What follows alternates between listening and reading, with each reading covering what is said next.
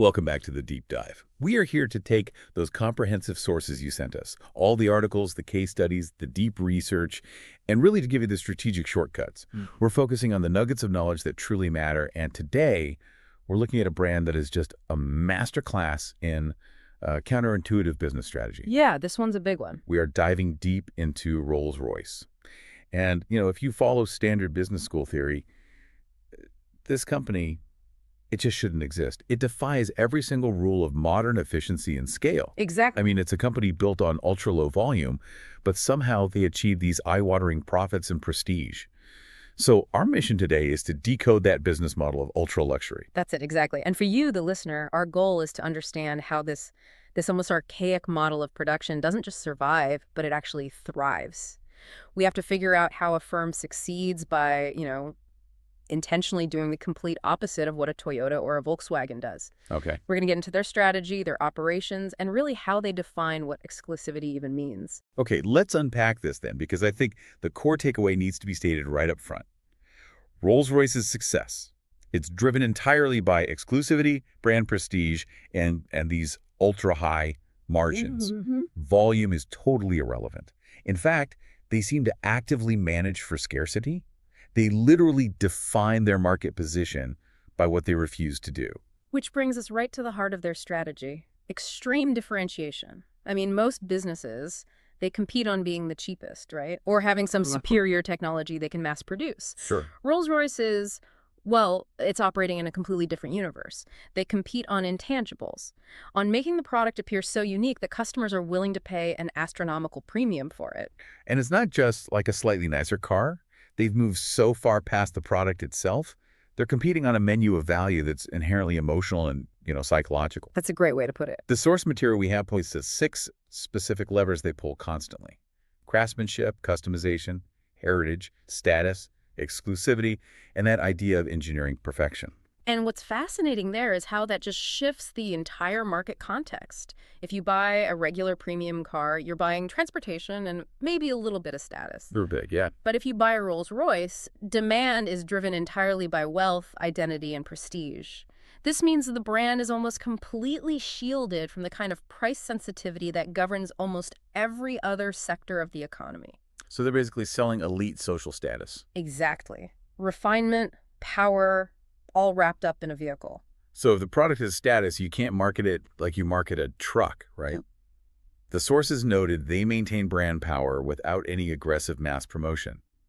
That just feels so counterintuitive. It is. I mean, if they aren't running Super Bowl ads, how do they keep the brand in the stratosphere? Well, they rely on 4 key pillars that really maintain the brand's mystique. First is just that unwavering brand heritage. That legacy is constantly reinforced. Second, word of mouth among elite networks. These buyers talk to each other, and that social proof is worth more than any ad. Third, appearances in very carefully selected luxury environments. So think high-end resorts, private clubs, that kind of thing. Right. And finally, and this is crucial, association with royalty, business leaders, celebrities. When you see a high-profile person arriving in a Rolls, that's the most valuable ad they could possibly get. It just confirms the whole story. That's a profound lesson in marketing, isn't it? When your status does the heavy lifting, the brand equity just becomes this self-fulfilling prophecy. It really does. So how do they actually build these things, these highly personal, deeply complex vehicles, without bankrupting themselves? Let's transition to the factory floor, which defines what the sources call the operations paradox. Yeah. Quality over efficiency. They're talking about ultra-low volume, high customization. And this is truly mass customization, but operating at the highest possible end of the market. Every single vehicle is basically a prototype. Right. For a mass producer, customization is, picking from 3 colors and 2 trim options. For Rolls-Royce, Customization is the product. and the bespoke options are what justify the price tag. The source material had some incredible examples. We're not just talking about nice leather. No. We're talking about bespoke exterior paint that a client commissions specifically.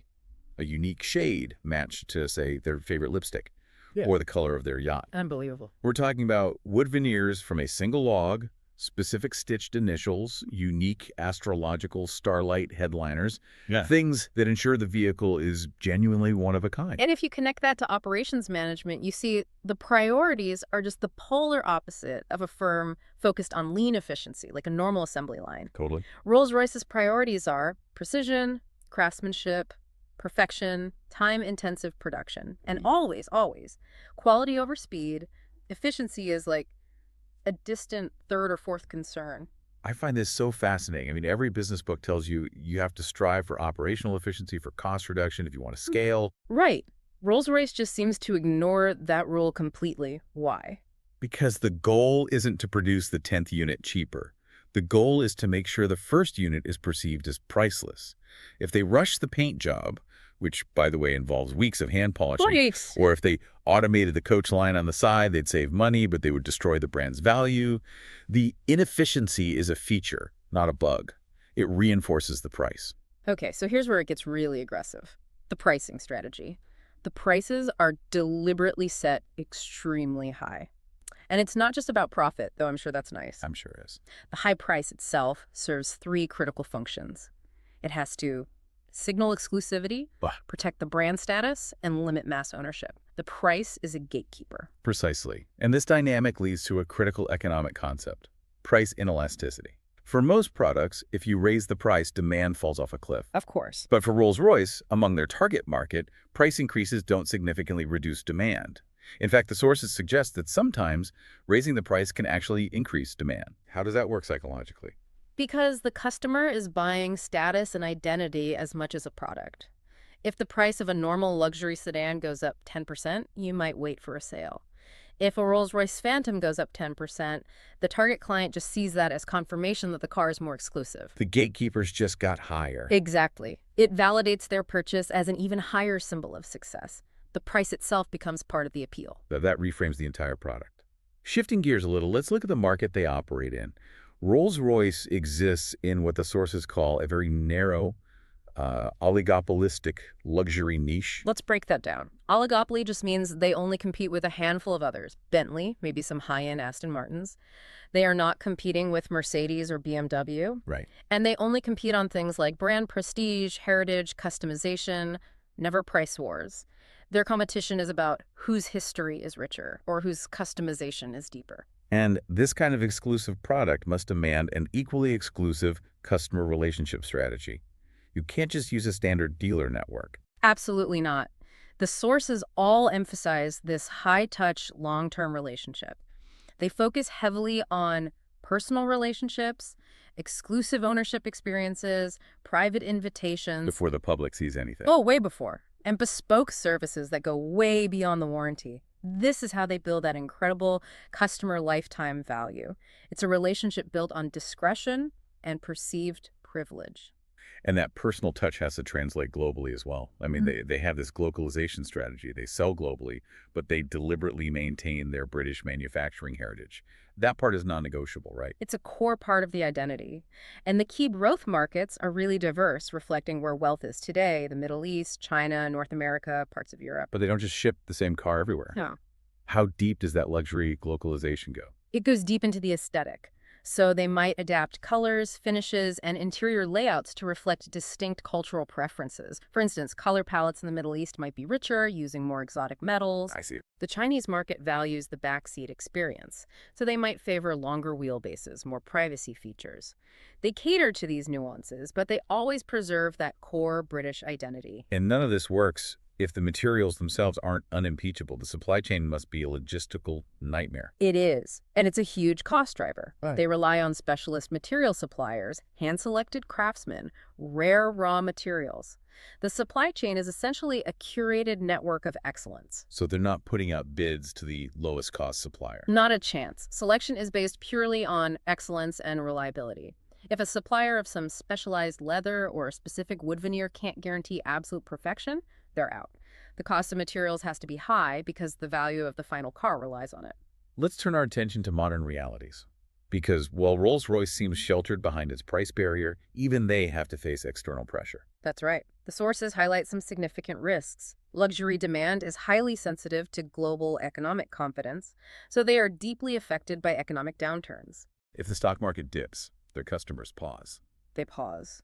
They also face risks from political instability in those key regions we mentioned, and, growing shifts in global attitudes toward wealth inequality. Conspicuous consumption can be a tricky thing to navigate. And what about corporate social responsibility? It seems like a company famous for 12-cylinder engines might struggle with environmental issues. That concern is very real, and it's driving fundamental changes in their strategy. Rolls-Royce is under massive pressure regarding sustainability, carbon emissions, ethical sourcing. So what are they doing?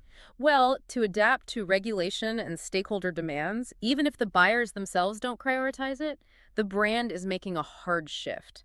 The sources confirm they are actively transitioning into the electric vehicle market. That's a huge pivot. It is. They have to adapt, but they have to do it without compromising that silent, smooth, status-defining experience. We'll circle back to that. But first, let's summarize the financial strategy. We've established this model of high margins, low volumes, strong brand equity. What does that all translate to financially? Substantial profits, plain and simple. It's all driven by the value per unit, not the sales volume. Growth comes from two places. First, new bespoke product ranges, like the Cullinan SUV. Right, creating new niches. And second, targeted entry into new high-wealth regions. They maximize profit by maximizing the unique value they can charge for every single car. So when we synthesize all of this, what is the central strategic lesson? What's the one thing everyone should take away from the Rolls-Royce model? I think the ultimate takeaway is this. The genius of Rolls-Royce is showing that when a brand successfully controls scarcity, heritage, craftsmanship, and that emotional status value, it can dominate a market not through volume, but through unmatched prestige and pricing power. They have perfected selling, desire, and identity. The car is just the delivery mechanism for that emotional value. And that wraps up our mission. We've decoded how this seemingly inefficient low-volume model is actually a mastery of niche strategy. They literally wrote the book on extreme differentiation. And this raises, I think, a really important provocative question for you to consider as you wrap this up. If the core product Rolls-Royce sells is status and identity, how will their necessary transition to the electric vehicle market? Which is all about technology and sustainability. Exactly. A market often associated with mass adoption trends. How will that transition challenge or redefine what ultra-luxury exclusivity even means in the next decade? It's a strategic tension point every luxury brand is going to have to navigate, something for you to mull over on your own. A perfect closing thought for an incredible deep dive. Thank you for supplying the material and the research for this conversation. We will see you next time.